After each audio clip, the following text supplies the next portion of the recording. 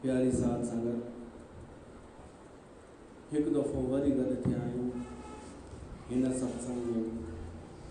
तव्हांजो स्वागत आहे। देवर्षि नारद विरचित ही भक्ति सूत्र आहे जंहिं ते असां सत्संग करे रहिया आहियूं।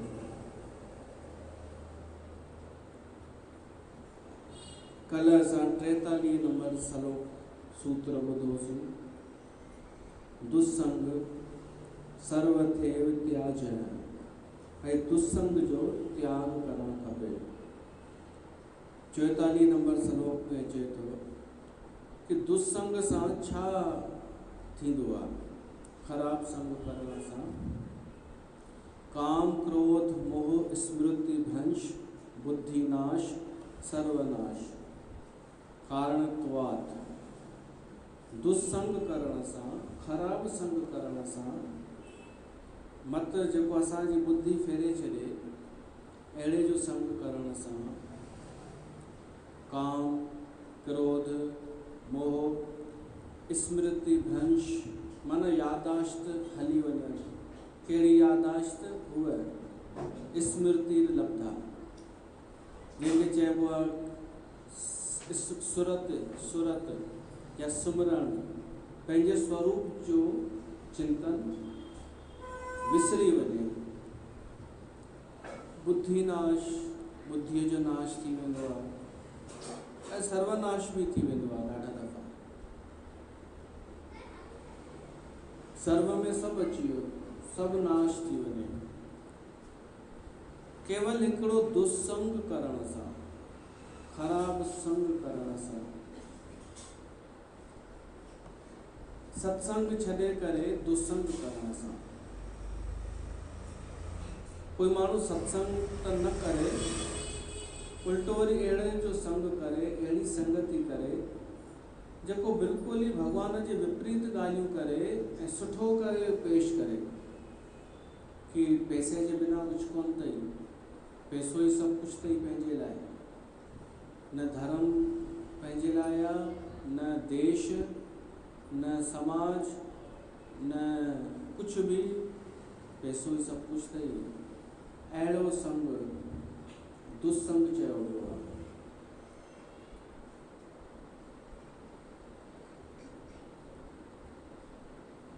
या ईअं खणो कि दुस्संग जा जेके रिजल्ट ॿुधाए थो देवर्षि नारद, उहे रिजल्ट था पाण खणूं न। अगरि उहे असां में आहिनि त माना असां दुस्संग में फाथल आहियूं। ऐं दुस्संग जी परिभाषा कल्ह ॿुधीसीं कि असांजे अंदर में हिकिड़ो वेठो आहे, उनजो साथी मन। पहिरियों तो चए काम। काम जो अर्थ आहे उहा कामना जंहिंमां असांखे सुख पाइण जी आशा जगे, उनखे चइबो आहे काम। असांखे किथां सुख जी आशा जगे कि मूंखे हितां सुख मिलंदो, हिन मां सुख मिलंदो, पोइ उनखे पाइण जी इच्छा, इनखे चइबो आहे काम। जॾहिं काम पैदा थिए तो समझो दुस्संग जो असर आयो।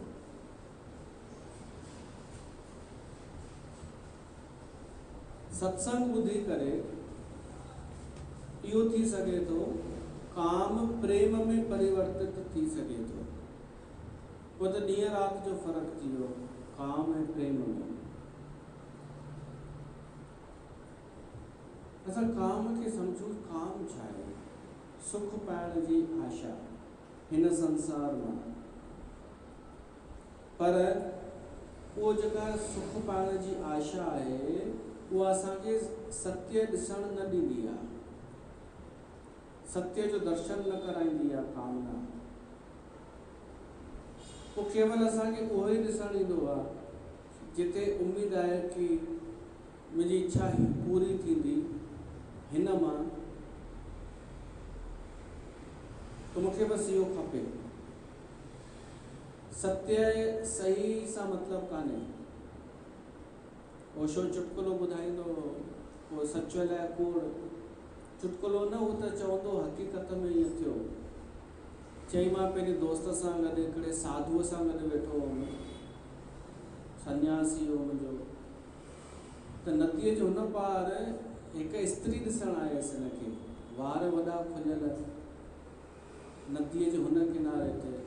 त मुंहिंजो उहो साधक दोस्त चवणु लॻो कि जल्दी सां हल होॾां, ॿेड़ी खणी करे पाण हलूं, स्त्रीअ खे ॾिसणो आहे। त ओशो चयईंसि तूं वञ मां नथो हलां। थोड़ी देरि खां पोइ उहो वापसि आयो हुनजो दोस्त, चई अरे यार हिकिड़ो साधु हो, उहो जटाऊं खोले वेठो हो। मां सम्झो स्त्री आहे, मूड ख़राब थी वियो। इन सम्झिजो, इनखे चइबो अथव परियां खां सुख जी आशा नज़र अचे, हुजे चाहे न हुजे, पर माण्हू जिद ते बीह रहे कि न इहो हिते मूंखे सुख मिलंदो, इनखे चइबो आहे काम। पोइ सही न ॾिसणु ॾींदो आहे, उहो सत्य जो दर्शन न कराईंदी आहे कामना। असां जॾहिं सत्य सही स्वरूप में ॾिसणु शुरू कंदासीं, कामना गुम थींदी वेंदी, कामना अदृश्य थी वेंदी, प्रेम प्रगट थी वेंदो। कामना ईअं आहे अंध। माण्हू उहो ई ॾिसणु चाहींदो आहे जेको ॾिसणु चाहे ईंदो आहे। वस्तु त छा आहे उहो न, ऐं जिद कंदो आहे न हीअं ई हुजणु खपे, हीअं ई आहे। हिकु ई सत्संग में अलॻि अलॻि दृष्टिकोण पैदा थी सघनि था। कंहिंजी दृष्टि कुझु ॾिसंदी, कंहिंजी दृष्टि कुझु ॾिसंदी। इन जो कारण हिकिड़ो ई आहे, काम। इहो सूक्ष्म काम आहे, कामना। जेको माण्हू ॾिसणु चाहींदो आहे उहो ई ॾिसणु ईंदो आहे उनखे थोरी देरि लाइ। जॾहिं अखियूं खुलनिसि, न खुलनिसि त जीवन भर बि न खुलनिसि। छो त माण्हू सोचींदो आहे हाणे एॾो सुठो सुपिनो हो, उहो टुटणु कीअं ॾियां। भ्रम हो त सुठो त हो। त ॾाढा भ्रम में जीअण साहिब करे पसंदि कंदा आहिनि कि मूंखे अखियूं कोन्हनि खोलणियूं। त बसि इहो काम आहे। इन आशा में रहण कि जेको मां ॾिसां थो उहो उहो ई आहे ऐं उहो मूंखे बसि खपे, मेरे को चाहिए। इहो आहे काम। इहो काम आहे, इहो विकार चयो वियो आहे। ॿ संत बाज़ार में वञनि पिया त हिकिड़ो संत ॿिए संत खां कुझु पुछणु लॻो, ज्ञान जी का चर्चा। त ॿियो चएसि थो ॾाढो बोड़ आहे हिते, हिन बाज़ार मां निकिरूं, शांतीअ जे एरिया में हलूं, हुते ॻाल्हाईंदासीं गंभीर चर्चा। हिते मुंहिंजो आवाज़ तोखे ॿुधण में ई कोन ईंदो। त ॿिए संत छा कयईं, जेब मां कुझु सिक्का कढी करे ज़मीन ते फिटी कयईं। त खन खन जी आवाज़ थी। सभु माण्हू हेॾा निहारणु लॻा। हिन जल्दी सां सिक्का खणी वापसि जेब में विधा। उते भीड़ गॾु थी वई कि सिक्कों की आवाज़ आई थी। त हिन संत ॿिए संत खे चई, तूं पियो चई कि आवाज़ ॿुधण में कोन ईंदो, हिते माण्हुनि जा कन कीअं खड़ा थी विया, सिक्कनि जो आवाज़ कीअं ॿुधण में अची वियो। छो त उन्हनि जो मन धन जो आवाज़ ॿुधणु चाहे पियो। हिकु ई बाज़ार में अनेक शयूं मौजूदु हूंदियूं अथव, पर हर को उहो ई ॾिसणु चाहींदो आहे जेको हुनजे अंदर में हिकु कामना भरियल आहे, उहो ई ॾिसंदो। ओशो ई चवंदो हो कि अगरि कोई माण्हू विर्त रखे, उहो विर्त जंहिंमें ढोढो बि न खाए, ग्यारस वारो, उहो विर्त जंहिंमें तव्हां साबूदाना बि न खाओ, ढोढो बि न, ग्यारस वारो कुझु बि न, पोइ जेॾी महिल राति जो साणा थी वञो ऐं कोई चए हाणे चंड खे अर्घ ॾे, तो चंड ॾे बि निहारींदो, चवंदो यार फुल्को बि त ईअं ई थींदो आहे चंड जहिड़ो। हुनखे चंड में फुल्को नज़र ईंदो, छो त अंदर में उहा इच्छा आहे। तो जैसी जिसकी सोच, हीअं उहो चवंदो आहे भागा, जैसी जिसकी सोच। इहो आहे काम। जंहिं ॾींहुं असां पंहिंजे तरफ़ां ॾिसणु छॾे करे वस्तु त उहो ई ॾिसूं जेको आहे, त सम्झो हाणे काम कोन्हे असां में। उहो आकर्षण जेको सौंदर्य जो बि पैदा थींदो आहे, उहो बि ढंग सां न ॾिसबो आहे तॾहिं पैदा थींदो आहे। ईअं आहे या कान्हे? मेकअप करे माण्हू बिजली किराईंदो आहे, मेकअप करे, त माण्हू सोचींदो आहे कि एॾो सुंदर आहे, एॾो आकर्षक आहे। हुनखे कहिड़ी ख़बर आहे हिन ब्यूटी पार्लर में हिनजी कहिड़ी हालत थी आहे। मेकअप कराइणु आसान आहे छा? जेॾी महिल भेरूं ठाहिबियूं आहिनि त चवंदा धीरे करो, दर्द हो रहा है, भागो जेको इहो कंदा आहिनि। आसान आहे छा? वीचारी एॾो छाजे लाइ कराईंदी आहे कि साम्हूं वारे खे हिकु भ्रम पैदा थिए कि मां ॾाढी सुंदर आहियां। अलाए घणनि खे चरियो कयो अथव, सुंदरता सुंदरता सुंदरता, नयूं नयूं ड्रेस ॾेखारे करे, त पोइ हू साम्हूं वारो उहो ॾिसंदो बि आहे जेको तव्हां ॾेखारणु चाहींदा आहियो।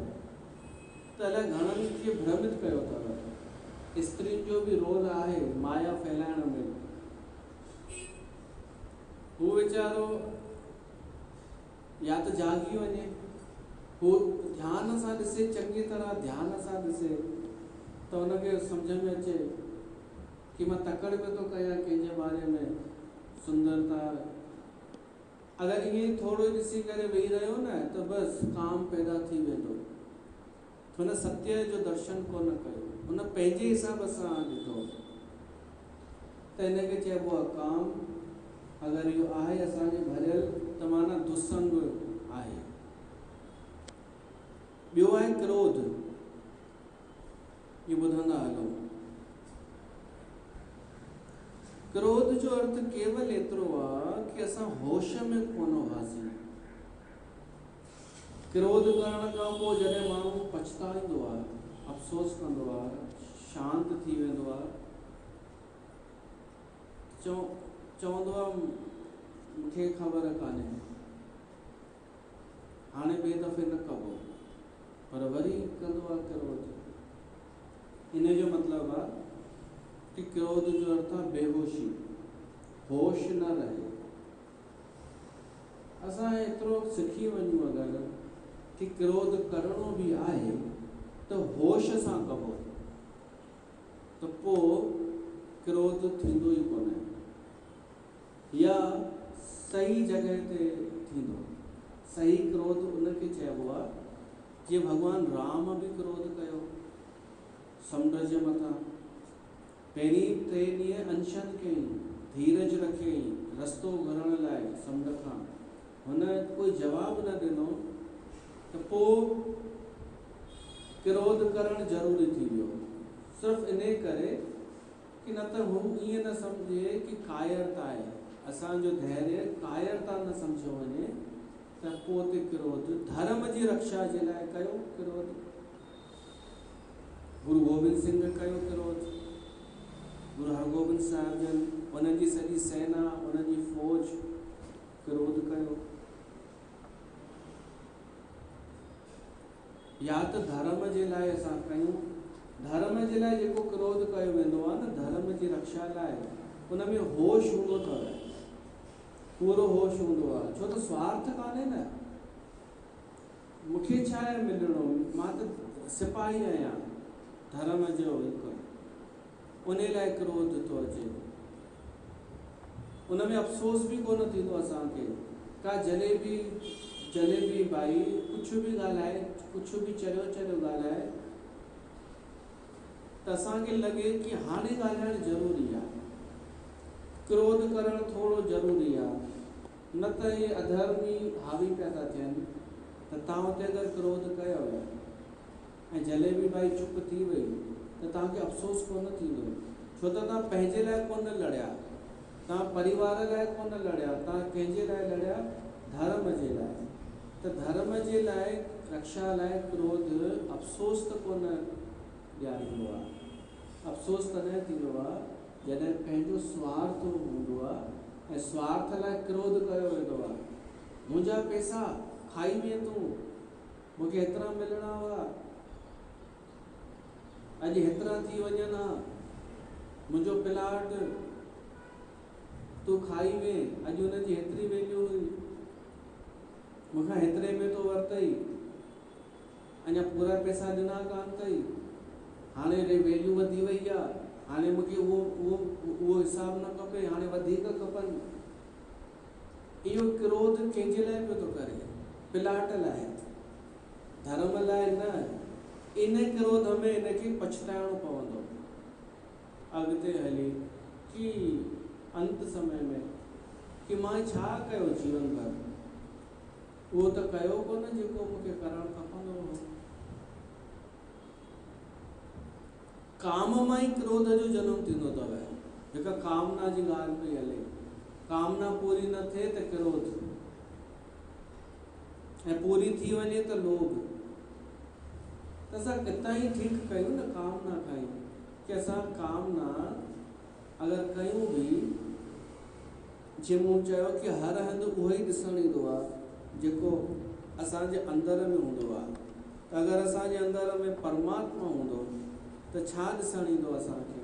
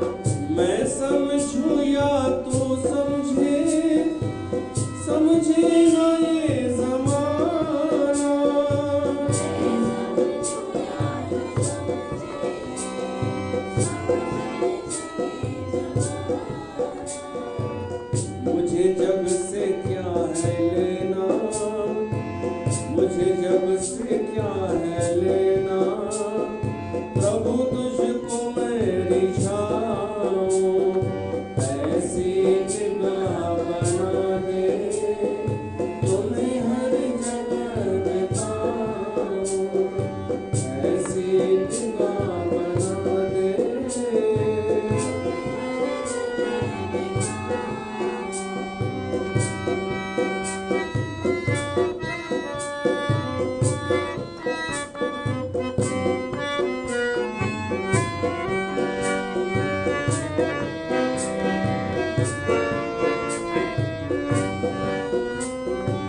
तेरे प्रेम के नगर में मैंने जिंदगी को जीता।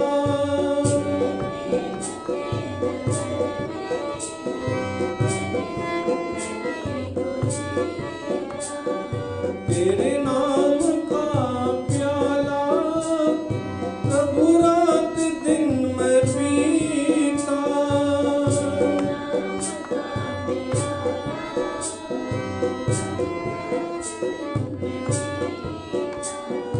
तन मन धन है तेरा, ये कहीं न भूल जाऊं। तन मन धन है तेरा,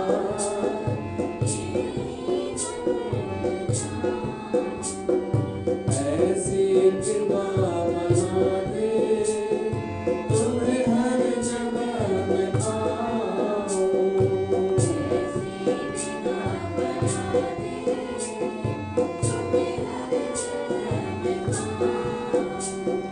पल भर भी ना तू बिसरे, प्रभु गीत तेरे गाऊं। ऐसी जगह बना दे तुम्हें हर जगह में पाऊं। ऐसी जगह बना दे।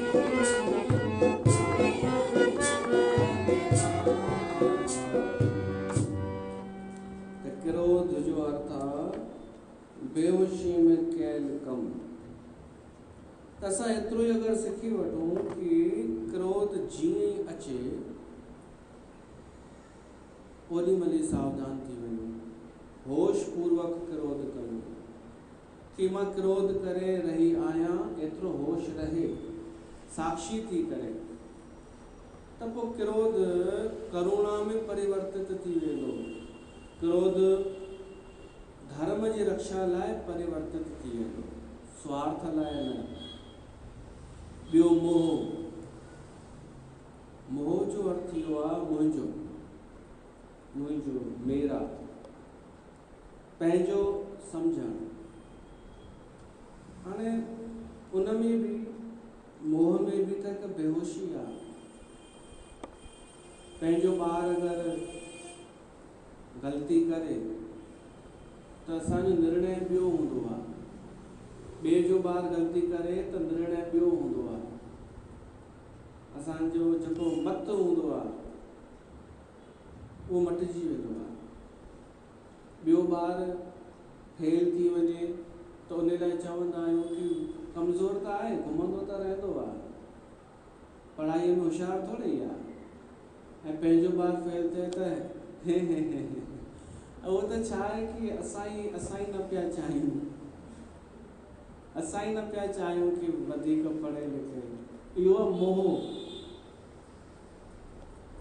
अगरि पंहिंजे ॿार लाइ जेका धारणा आहे सही या ग़लति, त उहा हुन जे लाइ बि छो न आहे, ॿिए ॿार लाइ बि, छो त मोह आहे। अगरि असांजी हिक ई धारणा आहे सभिनी जे लाइ त पोइ मोह कान्हे। असां इहो सिखूं, मोह खे प्रेम में परिवर्तित करण जी कला। प्रेम त सभिनी जो इलाज आहे। काम जो इलाज प्रेम, क्रोध जो इलाज प्रेम, लोभ जो इलाज प्रेम, मोह जो इलाज प्रेम, अहंकार जो इलाज प्रेम। प्रेम सभिनी जो ई दवा आहे। त देवर्षि नारद चए थो जेको माण्हू दुस्संग करे थो उन में ही सभु पैदा था थियनि। दुस्संग, काम, क्रोध, मोह, स्मृति भ्रंश, यादाश्त हली वञणु। कहिड़ी यादाश्त हली वञणु? आध्यात्मिक यादाश्त। जीअं कल्ह मूं चयो हो कि थोड़ी देर होश में गुज़ारे ॾिसो, तव्हांखे पतो पइजी वेंदो बेहोशी कंहिंखे चइबो आहे। हींअर बेहोशीअ में नथा, हींअर बेहोशी नज़र नथी अचे पंहिंजी, बेहोशीअ खे होश पिया था सम्झूं, भीड़ सां गॾु पिया था हलूं त हिनखे होश था सम्झूं, होशियारी था सम्झूं, ॿिए जे मत ते पिया था हलूं, भयभीत थी करे पिया था हलूं, त कंहिं ॾींहुं एकांत में वेही खुद साक्षी थी करे ध्यान में पंहिंजो पाण खे ॾिसूं, थोड़ी देर होश में रहूं असां, पोइ कलाक खां पोइ वरी थोड़ी देर होश में रहूं तो पतो पइजी वेंदो कि मां इहो 1 कलाक बेहोशीअ में गुज़ारियो, ॿिए जे बारे में सोचां या बेहोशी आहे, ॿिए जे बारे में सोचां, पंहिंजो पाण खे भुलिजी वञणु। ऐं होश जो मतिलबु आहे पंहिंजो पाण खे यादि रखणु, ॿियनि खे भुलिजी वञणु, पंहिंजो ई हिकु क्षण खां वधीक करे बि कोन सघंदा, एतिरो ई कयो काफ़ी आहे। इनखे चइबो आहे स्मृति भ्रंश, माना याददाश्त हली वञणु। ॿियो आहे बुद्धि नाश, उन माण्हूअ जो विवेक नाश थो थी वञे जेको दुस्संग थो करे, विवेक हली थो वञे, सही ऐं बुरे जी पहचान ख़त्म थी वञे, बुरे के सुठो, सुठे के बुरो, छाजे करे भाई सब बोल रहे थे इसलिए, तो ये विवेक तो नहीं है, सब बोल रहे थे, सब कर रहे थे, सर्वनाश देवर्षि नारद चए तो उनजो सब नाश थी तो वञे। त इन लाइ छा कजे? 45 नंबर श्लोक में अचे तो तरंगायिता अपि में संगा समुद्रयान्ति, ये जेके ईंदा आहिनि न काम क्रोध लोभ, ये पहिरीं नंढे रूप में ईंदा आहिनि, लहर जे रूप में ईंदा आहिनि। समुंड जे किनारे ते बीहो त लहर ईंदी आहे, पहिरीं कॾहिं कॾहिं नंढी लहर ईंदी आहे, असांजे पेरनि खे स्पर्श कंदी आहे, वरी वापसि हली वेंदी आहे, सुठो लॻंदो आहे, विया आहियो न, सुठो लॻंदो आहे किनारे ते, पोइ इच्छा थींदी आहे थोरो अञा अॻिते वञूं, अॻिते वेंदा आहियूं त लहर जेका ईंदी आहे थोरो गोॾनि ताईं टच कंदी आहे, अञा सुठो लॻंदो आहे, पतो न पवंदो आहे केॾी महिल वॾी लहर बि अची वेंदी आहे, आलो करे छॾींदी आहे, ऐं कॾहिं कॾहिं सुनामी अची वेंदी आहे, माण्हू ॿुॾी बि थो सघे। त ही जेके विकार आहिनि न नंढे रूप में ईंदा आहिनि, क्रोध जी लहर ईंदी आहे, लोभ जी लहर ईंदी आहे, काम जी लहर ईंदी आहे, असांखे लॻंदो आहे कि छा कंदा असांखे, मां त मुंहिंजो निश्चय पक्को आहे, मूंखे छा कंदा इहे छोटा मोटा त आहिनि इहे, पर न, नारद चए थो इहे लहर समुद्र ठही वेंदियूं आहिनि। उहो भॼन आहे न पंहिंजो, आहे हिकिड़ी लहर लोभ जी, ॿियो आतिश जो मींहुं आहे, हा सदके करे साह जेके तरी विया हिन तार मां, उन्हनि तां असां सिर सदके कयूं, साह सदके कयूं, जेके हिन लहरुनि खे पार करे सॼो समुंड तरी विया, भवसागर तरी विया, कहिड़ो आहे ॿुधायांव।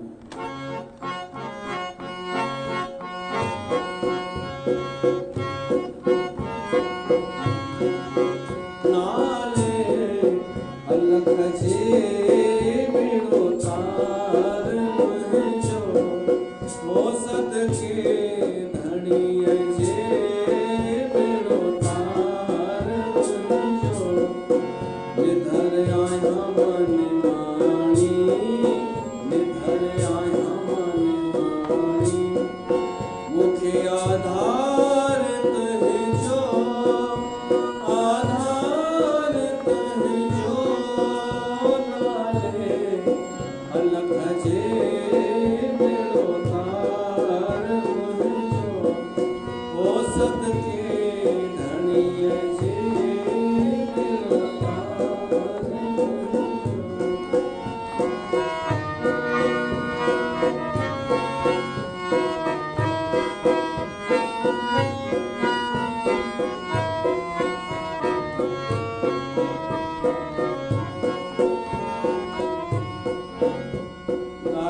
आहे चंडी दुनिया तरंगी ॾाढी आहे चंडी दुनिया तरंगी बिना धन पहुँचे बिना धनिया पहुँचे कोन्हे को माइट कहजो कोन्हे माइट कहजो नाले धनिया जे बिनो तार जो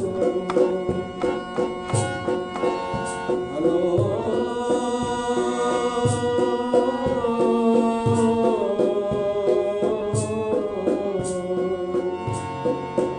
दुनिया दग दरिया आहे को तारो तह में आहे हिकड़ी लहर लो भजी ओ जो आतिश जो आरा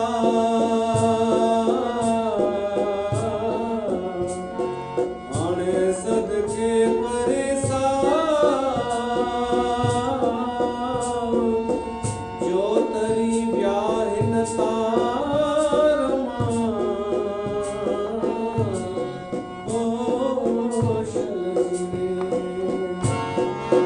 ॾाढो आसतायो दुनिया जे गर्दिश मुहड़ो मटायो विटन ऐं माइटनि पर जवानीअते पर महिरबानीअते हे दीदार पंहिंजो दीदार पंहिंजो नाले अलख जे बिनो तार वञिजो ओ सदके धणीअ जे बिनो तार चओ श्री राम अयो राम ई तारींदव नाले अलख जे तो नारद बि इहा ई ॻाल्हि थो चए कि ई लहरूं जेके आहिनि न ओॾी महिल ई सावधान थी वञो जेॾी महिल ॿिज पैदा थिए हिननि जो विकारनि जो ओॾी महिल ई बसि होश रखो त ई सभु नाश थी वेंदा। अॻिते अचे थो 46 नंबर श्लोक में इन सां ई संबंधित कि जी सॼो जेको संसार आहे इन जा अधिकतर माण्हू त माया में फाथल आहिनि। माया माना मन जो ई हिकु पसारो मन जूं कल्पनाऊं मन जूं कामनाऊं इच्छाऊं ऐं सुख ॻोल्हण त हिन माया खे केरु पार करे सघे थो प्रश्न थो पुछे नारद ऐं पोइ वरी जवाब बि ॾाढा ॾिना अथई त असां जल्दी जल्दी ॿुधंदासीं छो त इहे सभु ॻाल्हियूं भगवत गीता में असां हिन ते विस्तार सां व्याख्या कई आहे। असांखे भक्ति सूत्र जा ॿुधणा आहिनि भक्ति सूत्र प्रेम जा पर हीअ चर्चा करणु इन लाइ ज़रूरी आहे। नारद चए थो इहा आहे परहेज आहे जे दवा सां गॾु परहेज कबी आहे न त हीअ परहेज आहे कि भक्ति मार्ग में कहिड़ी ॻाल्हि छॾणी पवंदी आहे त उहा चर्चा आहे। हिन माया खां केरु तरी सघे थो कस्तरती मायाम जवाब पाण ई थो ॾे यह संगास्त्यजति यो महानुभावम सेवते निर्ममो भवति। टे श्लोक पहिरें श्लोक में टे जवाब ॾिनई कि माया खां तरण जा ही टे उपाय वरी ॿिए श्लोक में 4 उपाय ॿुधाई वरी टे श्लोक में 5 त पहिरीं असां टे ॿुधंदासीं उपाय माया खां बचण जा इन माया के भव सागर के पार करण जा तरण जा टे पहिरीं जेके आहिनि चए थो पहिरीं त संग जो त्याग असां ॿुधोसीं असंग थी वञणु। संग जो त्याग जो अर्थ आहे असंग जो अर्थ आहे कि कंहिंखे बि टच न करणु ॾियणु, डोंट टच मी, इनखे चइबो न असंग, है न, असंग, संग न करणु, भीतर सां थो चवां। पहिरीं मां ॿाहिरी मिसाल थो ॾियां, पोइ भीतर जी ॻाल्हि कंदुमि। ॿाहिरां के माण्हू ॿाहिरां चवंदा आहिनि डोंट टच मी, ख़ासि कर आध्यात्मिक जेके वाइट कपिड़ा पाईंदा आहिनि, परे थी दादी, हिन जी दादीअ खे चवंदा हुआ जम्स लग जाएंगे, दादी के पास में मत आओ, इनको आपके खराब वो जो है वो लग जाएंगे जम्स।